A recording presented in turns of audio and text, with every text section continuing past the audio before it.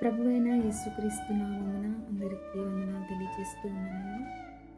దావీదు ఒక సామాన్యమైన గొర్రెల కాపరి మాత్రమే. అతడు రాజు కాదు, యోధుడు కాదు. కానీ తన అన్నలు మాత్రం చాలా బలవంతులు, రాజు దగ్గర సైనికులు.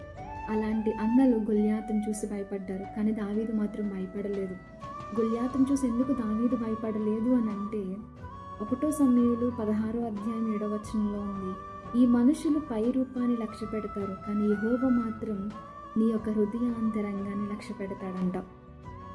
దావీదు దేవునిపై ఆనుకున్న వ్యక్తి, దావీదు దేవునిపై విశ్వాసం ఉంచిన వ్యక్తి కాబట్టి గొల్యాతును చూసి భయపడలేదు. చిన్న రాయితో విశ్వాసంతో గొల్యాతుని ఓడించాడు.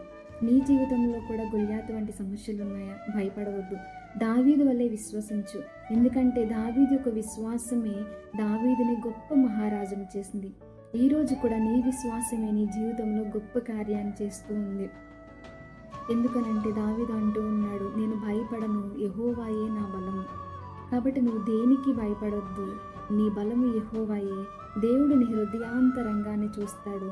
కాబట్టి దేవునిపై విశ్వసించు, విజయము నీదే.